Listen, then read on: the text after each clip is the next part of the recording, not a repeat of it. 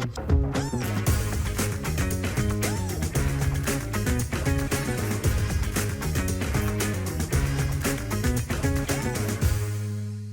to the VetPractice Playbook, brought to you by VetPractice Pro, where we talk all things veterinary leadership, management, clinic ownership, and more.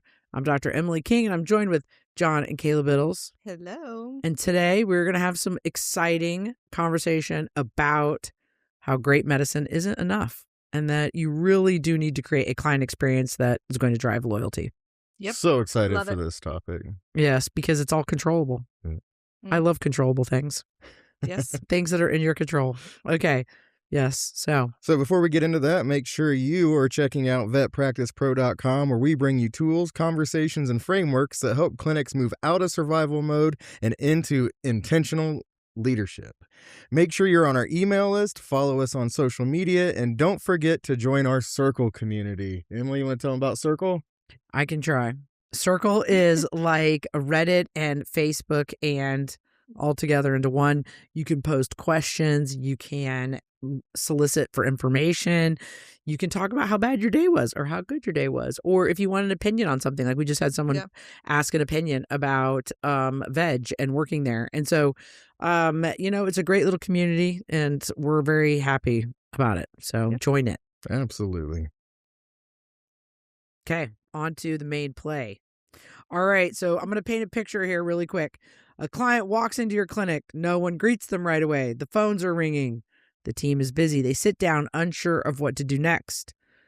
The appointment itself, well, maybe it was medically excellent. The pet gets great care. So, isn't that what we're doing every day? We're just trying to get the animal the care it deserves and needs.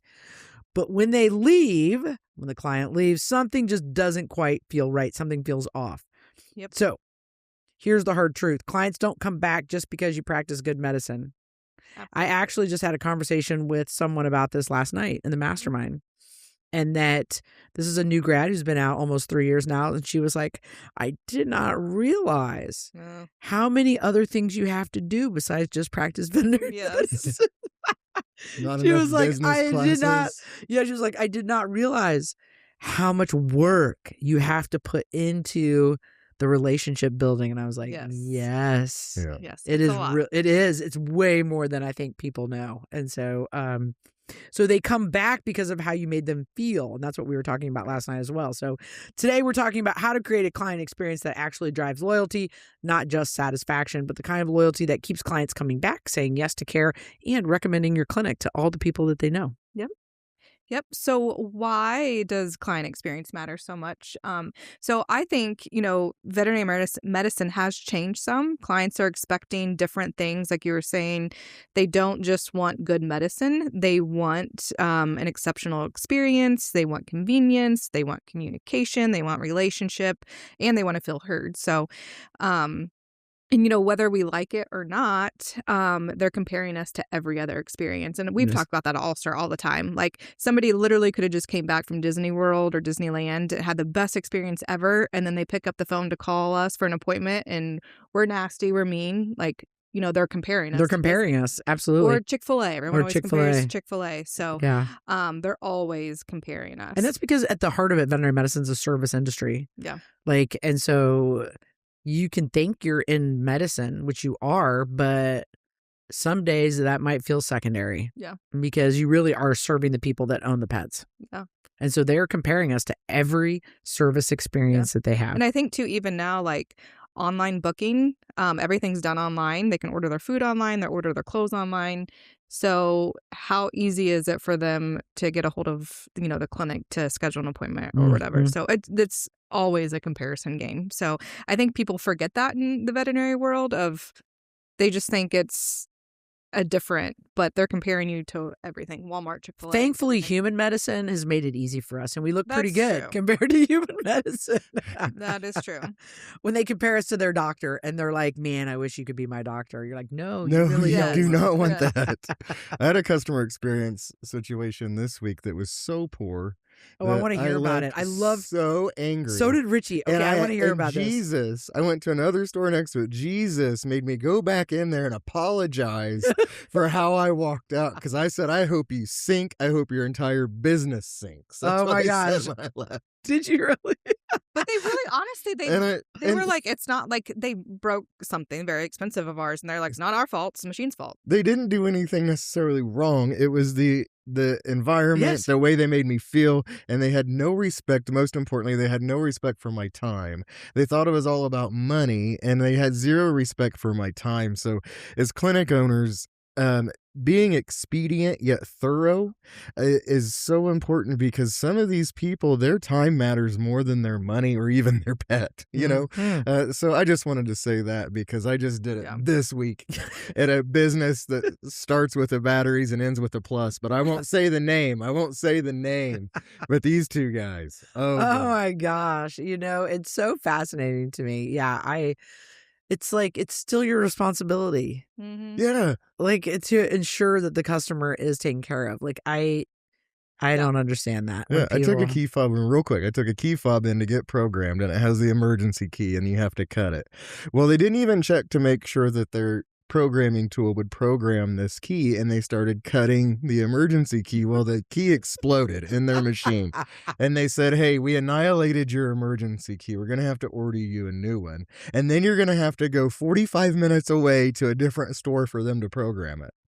Oh my God. Oh yeah, it didn't go well. Oh no. So anyways, good thing that I had my daughter with me. I had some conviction and went back in there and apologized for telling them that they were stupid.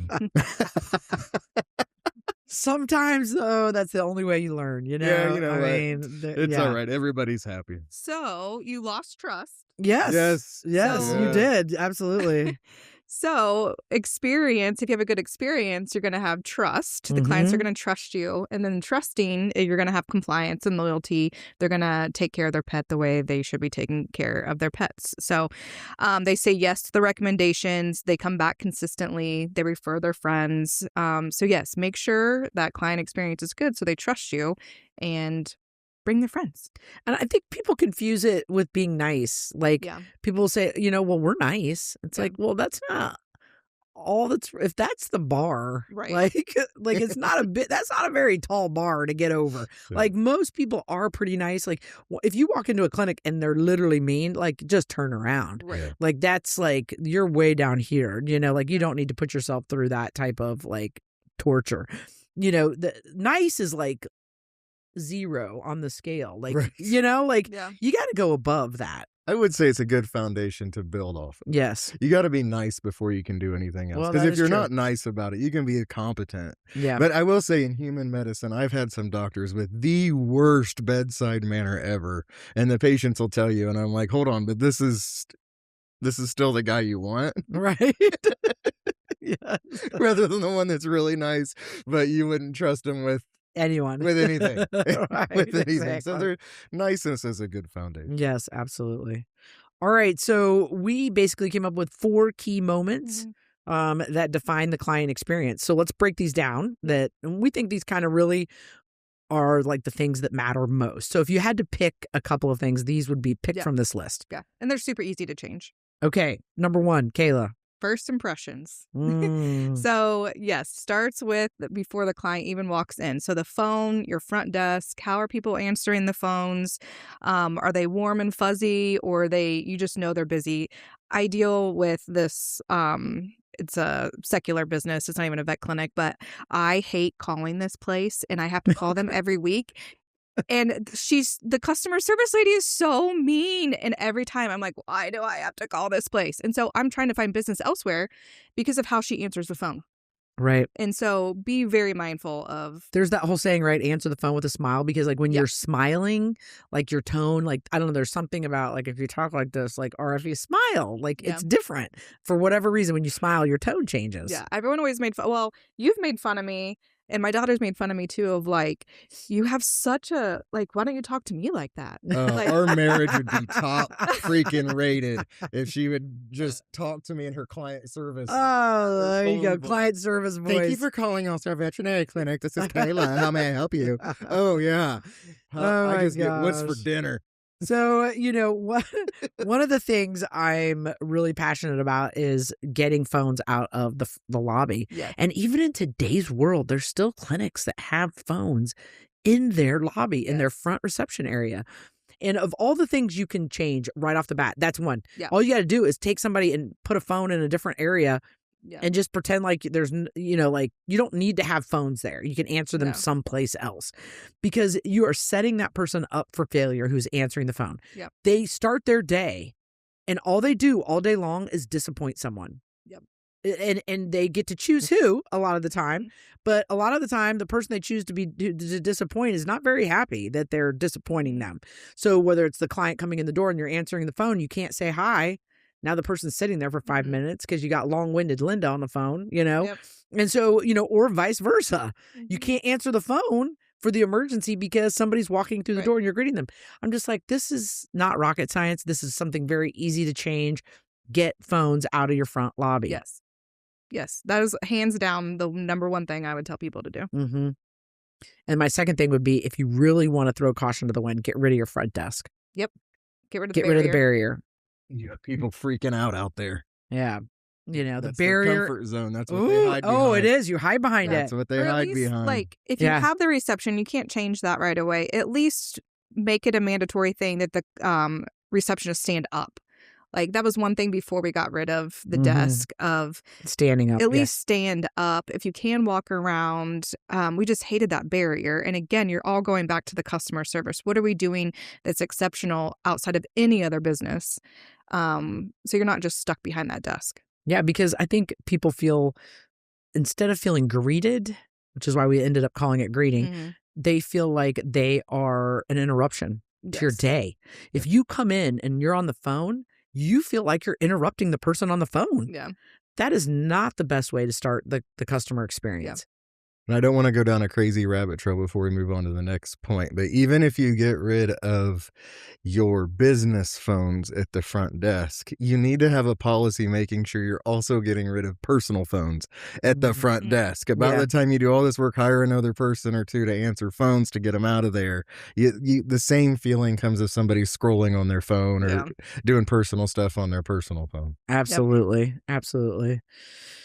So first impressions set the emotional tone for everything else that follows. Yep. Right? So those... I think immediately you're going to be like, oh, this is terrible. I'm just going to leave. Or like, oh, hey, they opened the door for me. Like, what is this place? And that one feeling propels the entire exam. Yep. Like, as far as follow through, as far as tell me more on what else is going to happen while I'm here, and so then what's the I'm in an exam room. Oh wait, who's coming in next? Oh, you're offering me whatever, water, coffee, like what's happening here? You're giving my kid a coloring book. What?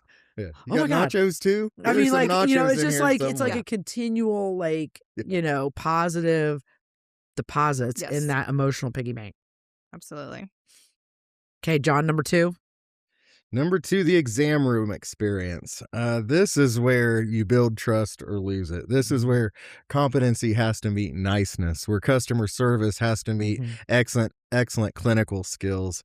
And you really, this is where communication is key, where you have to be very clear explanations, but the clients want clear explanations. They want to feel heard. Half of communication is listening. And a lot of times I think it's very easy to get caught up in the pace of things and wanting to go things real fast where they don't have time to answer their questions or feel heard. This is where trust is built or broken, in my opinion. It can be at the front door, but you can do all this exceptional fluff around that doctor, around that tech. But if they're in the room and they don't feel like they're in a safe place for them or their pet, you're going to break trust and none of that other stuff is going to matter, in my opinion. You guys have things to add? I was just going to say your body cues, like I was telling you guys about the one book, and it's so relevant how you stand in the room. And Kayla, you had mentioned in your notes, like sitting in the room, so many clients had talked to us about getting on the floor with their pets and how much they like that showed an interest in what was truly going on. But if you're facing the computer instead of facing the client, saying simple things like, I'm going to put this history in. So just give me just one moment so they know that you're not ignoring them, and then turning around and giving all your attention to the Well, client. and I think, too, one thing I always thought of, too, is, like, again, going back to the reception desk, because most exam rooms have, like, the L shape. Mm-hmm. So most technicians will just walk in and stop, but, like, getting outside of that barrier again, and at least acknowledging the pet, getting on the ground, giving them a pet, and not just going in, standing, looking at the computer and start typing. Right. There's kids in the room, acknowledge the kids. Yep. I had to get out of the habit of standing with my arms crossed, I'm bad about that. which is a signal for like, I'm not listening, a body language signal. So, I think if you can learn also about those things, I think, it's a lot of people spend a lot of time thinking about, why didn't they follow my recommendation? And a lot of it can be the cues that we're giving off and the signals that we're giving off in an exam room that we don't even realize are a factor in terms of owners following through on our recommendations. Yeah, and it may be something small, like a little skin issue that may not be important to you. But if you act like it's not important to you, they're going to feel like it's not important to you. And that's maybe one of the whole reasons they came in. Right. And so now you're trying to charge a premium fee for a premium experience, and they're walking out feeling like what was important to them didn't matter. So even the things that you feel may not be that important or that much risk to the animal, if it's important to them, it needs to be important to you. That's a great point. Okay, number 3, check out and financial conversations. This one is probably one of the most stressful points for clients, but it's also one of the one that's most overlooked. I think you can destroy a lot of what you build in the experience by not handling checkout and financial conversations correctly. And so what often happens is you're in a hurry, or the technician comes in after the doctor leaves and they're like going through everything really quickly. And so there can be then confusion about the charges. So not taking the time to just sit for a second and ask, do you have any questions? And financial conversations are awkward in general. Nobody likes talking about money. And so I think understanding that when you start the conversation is really helpful. And then again, being able to pick up on what that person is feeling by when you're talking to them is also helpful in terms of how you drive the conversation. I think, too, if you're doing the exam room well, the client should already have an idea of how much everything is going to be. So checking out shouldn't be a surprise when you give them that final bill, because they should have an idea. They should have already had a treatment plan. There should absolutely be no surprises. And then, too, going over each line item before giving the final. So don't just walk in there and be like, okay, it's $854 today, and then just give me your money. Like, they need, like, why is that $800? Like, you did 3 things. How's that $800? That's so funny. And not apologizing. Yeah. So many people want to apologize for the cost of veterinary medicine, and I don't know why. I rack my it's brain. just all comparison to human medicine, which could get really tricky. Yeah. And into a big rabbit hole. But yeah, for sure. My biggest thing with what we changed was do not have reception check out your clients. Yes. Again, one simple thing to take home is do all your transactions in the exam room. We always have the technicians or assistant do it. Again, they're the ones doing the appointment. They know exactly what happened. They know what tests were done. There's no questions. And if there are questions, you're in a private room. You're not out in the lobby when other clients are trying to come. The phones are ringing. The client's mad about their bill. Like, again, you're setting on that reception up for failure. So do it all in the exam room. You can do it all right there. They can reschedule they can schedule their recheck. They can forward book, which you should all be doing. That's our next topic. Oh, it is? Yeah. Okay. Look forward thinking. Forward thinking. Oh my gosh. Yes. Okay. So should we move on to number 4? Yeah. Let's do it. All right. After the visit. Ooh, yes. Yeah. So kind of what you mentioned, forward booking is so powerful. One thing we always talked about was I'm going to go ahead and schedule my next. So I'm there for an annual. I'm going to go ahead and get them scheduled for their next annual. When it comes that time, I'm more than likely to just rearrange my schedule to show up for my annual. But when I get text reminders of, hey, your pet's due, I'm not calling. I'm really not. Like, I got text for the dentist for like 4 days. I still haven't called. So yes, if the appointment's on the book, I mean, it's so much more likely to happen. Yeah. And it builds your schedule out Yeah. so that you have annuals, like from a financial security perspective, you kind of can see where your revenue is going to be coming from as you look out into the, you know what I mean? So like, oh my God, we have 15 annual appointments. We need to probably move. So then we came up with strategies to not put more than 5 annuals in the morning, 5 annuals in the evening for a doctor so that they would have sick appointment slots. But it helps you like organize the day that way so that you have workflow. Yeah. You're ahead of the wave. Yeah. Yeah. So like all rechecks are rescheduled. Again, they're not going to call to get them in for a recheck in 2 weeks. So. And I think that it's the best medicine. By not forward scheduling, people are like, oh, it's all about the money to forward schedule. I'm like, why does everything have to come back to it's all about the money? Couldn't it also be that it's about making sure that the pet doesn't have a lapse in treatment? So Librela, for example, it's best medicine for the pet to not go without Librela. So why would I, as a practicing clinician, not want to schedule the pet every 30 days? Right. That's what I want. I don't want the pet to be miserable. Animals' brains, the way they work, they are painful on one day. That's all they know. They're not going, oh, yeah, in 3 days, I get my Librela injection. I'm going to be okay. That's not the way they're thinking. They're thinking, I'm horribly uncomfortable today. Yep. They don't think like people do. So I don't want them to have a lapse in coverage. That's good medicine. Oh, yes. And also, it's good for the business because, again, now we don't have to find a spot to work them in where then we have the chance of having a poor experience because now we're rushed or we forget something or... so I think that some of these strategies are genuinely about better patient care. Yep. And I think it's all in how you talk about it with clients, with your staff, with everybody. Yeah, absolutely. And then callbacks too are a big thing. Oh, yeah. Yeah. Which again, any rechecks, even annual exams, sometimes we would call and just check on and see how their pet's doing. And, a lot of clients were like, oh, like you're actually calling to check on me or my pet. Surgery follow-ups. We had surgery even that night. Like if they went home, one of the doctors would call them that night and check on them. Because the research shows they have the most questions the night the pet is discharged from the hospital. So then it's a text message at night through our app. And so it's coming from the clinic. So they don't have to worry about using their own phone. And it's like, hey, how are they doing at home now that they're home after surgery? Do you have any questions? And that's huge. Right. So again, you're building that trust and relationship and making that client experience a good one so they come back. Yeah. I would make sure that there's access to the clinical competency. If the doctor is not the one making those calls, that a person has something, that if they have questions or they have a concern, that you have somebody to do something about it. Yeah. Oh, sure. Because we're talking about trust and we're talking about client experience. Why did you call me? Ask me if I have issues. I tell you my issues, and then there's nothing you can do about it. Nothing you can do about it. That is annoying. I've had this happen to me before, and I was in extreme pain, and there was nothing they could do. Call back tomorrow. Well, then...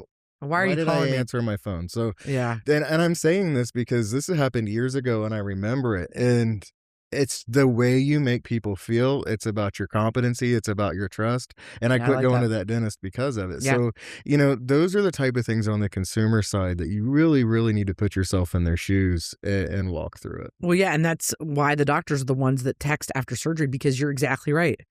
What is a technician's going to have to reach out to a doctor? Anyway. Skip the step. Yep. Now it's a second phone call. Now you got to call me back. All these different things. So. Yeah. And, and then the next thing people listening will say, well, that's just going to burn out veterinarians, right? Like, now they're working at night. And I'm like, these are 5-minute interactions. You send home 3 surgeries. It's 3 messages. Yep. And I don't think that at some point you're a physician. Like, those are the obligations, now, if you don't want that experience for your clients, that's totally fine. Right. I totally get that too. I'm just talking about building an exceptional client experience. Yeah. These are the things that you do to build an exceptional client experience. They at least need to call them the next business day. Oh, absolutely. At a minimum. If you don't want to do the evening thing, that's fine. But at least reach out to them to see how they did overnight. Another thing that burns out veterinarians is 3 or 4 different next day follow-up appointments, unplanned, over questions that could have been addressed from home or the night before that they got to try to work in. So there's so many different angles you can look at that. And that veterinarian can go to bed knowing that, hey, their patients and clients are taken care of, their questions are answered. End of the day, let's go. Let's go. Yeah. Yeah. It's great.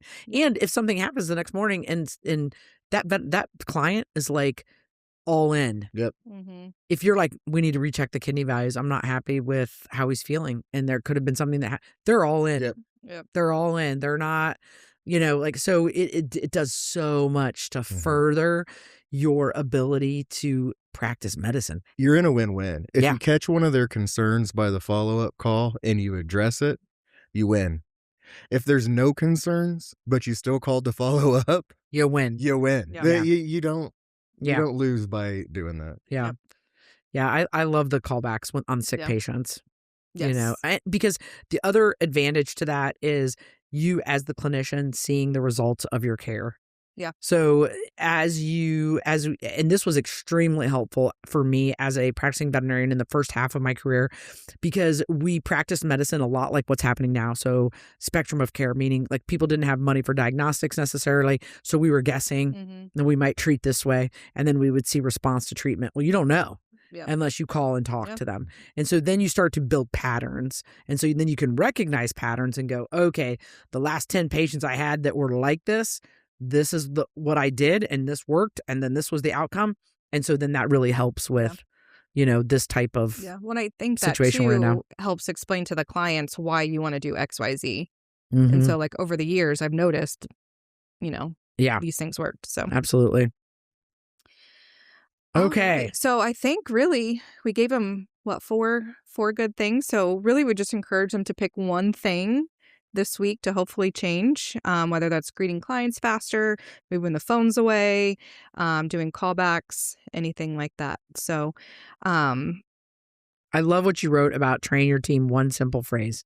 yes. What would you say that simple phrase is? Yes. We made ourselves do this over and over and over and over again. And it was the only thing allowed to come out of people's mouths. Yep. So I'd be happy to help you with that. Yep. So every phone call, every client that came in is instead of yes or okay, sure. Let me see. It was, let me check on that. Let me see. Let me check. Yeah. It was nope. I'd be happy to help you with that. I'd be happy to help you with that. And that could be My you pleasure. actually helping them. Yeah. It was kind of like a Chick-fil-A my pleasure thing. But again, that client experience is like, oh, okay, they're going to take care of me. Whether it's me personally taking care of them or going to get somebody to help me take care of them. That is it, right? They're calling with a problem typically, whether it be they're scheduling an appointment or their pet has an actual problem or they just need to leave a message. They have a problem that they need solved. So by saying that, I'd be happy to help you with that. You solve the problem. Right.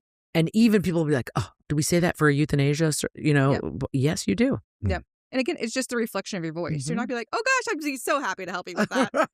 Like, because yes, we talked about that. Yes, so it's yes, like we did you talk have to about change that. your tone of voice and the reflection. Like you're not going to be excited to say that to them, but oh my you're gonna gosh, say that's it so in a different true. tone. So clients may forget what you said, but they will never forget how your clinic made them feel. Yep. And that feeling is what drives loyalty, and loyalty is what builds a thriving, sustainable veterinary practice. Yep. We made it sound simple. I know. If you have questions about it, though, throw it in the circle group. We'll be happy to answer. I mean, there's just so many ideas that, we could talk on this for hours. I know. It's one topic I think that we're very passionate about because we were able to see the fruits of the labor, right? I mean, it just really did transform.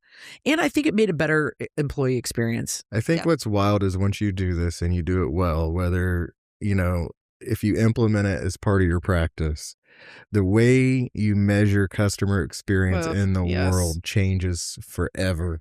You can tell who has it, and you can tell who's not even close. You can tell who's trying and still failing. You can tell who's getting there. Yep. And it's a lot of times you won't notice it until somebody that changes ownership or changes leadership.